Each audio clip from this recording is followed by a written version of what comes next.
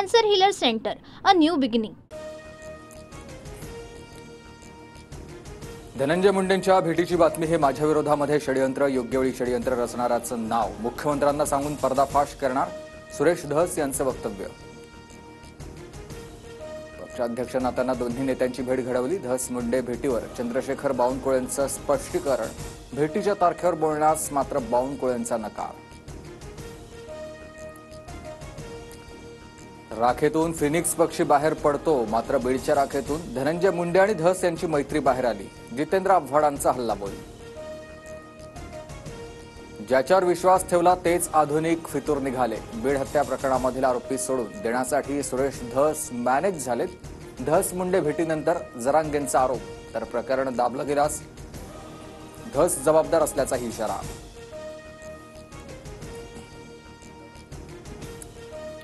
ठाकरेंचे कोकणामधील एकमेव आमदार भास्कर जाधव नाराज असल्याची चर्चा. क्षमतेप्रमाणे काम करण्याची संधी मिळाली नाही हे दुर्दैव.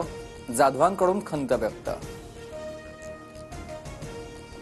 भास्कर जाधवांचे चुलत बंधू बाळशेठ जाधव शिंदेंच्या शिवसेनेत प्रवेश करणार. 500 कार्यकर्त्यांसह शिंदेंच्या उपस्थितीत उद्या पक्षप्रवेश.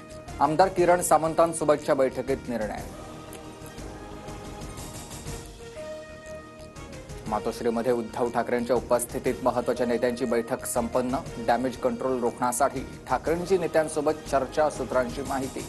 तर शिवसेना भवनात उद्या संध्याकाळी ठाकरेंच्या पदाधिकाऱ्यांची बैठक. महायुतीमध्ये कोल्ड वॉर वगैरे काही नाही. कोल्ड वॉर वगैरे धदांत खोटं. उपमुख्यमंत्री अजित पवारांचं वक्तव्य. एकनाथ शिंदेंनी तोंड उघडलं तर ठाकरेंना देश सोडून जावं लागेल. रामदास कदमांची उद्धव ठाकरेंवर टीका, तर रामदास कदमांकडून आदित्य ठाकरेंचा पेंग्विन असा उल्लेख.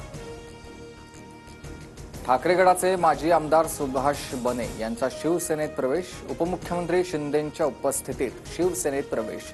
तर माजी जिल्हाप्रमुख राजेंद्र महाडिक, जिल्हा परिषद अध्यक्ष रोहन बने यांचाही शिवसेनेत प्रवेश.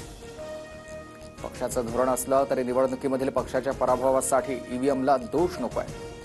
निवडणुकीतील पराभवासाठी आपणच जबाबदार. मनसेच्या बैठकीत अमित ठाकरेंची परखड भूमिका.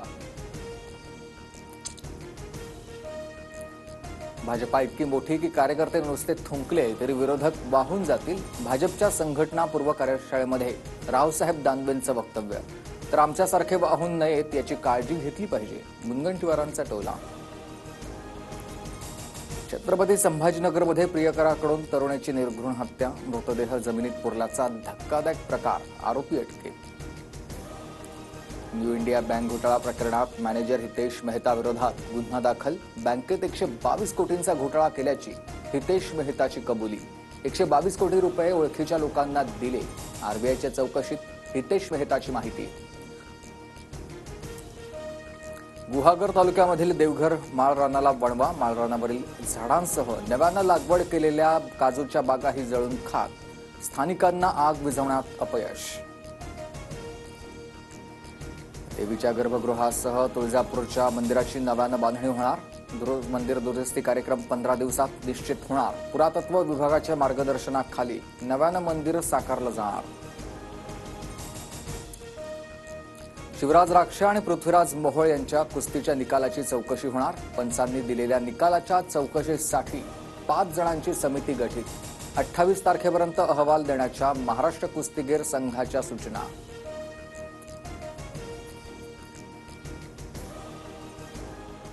Cancer Healer Center, a new beginning.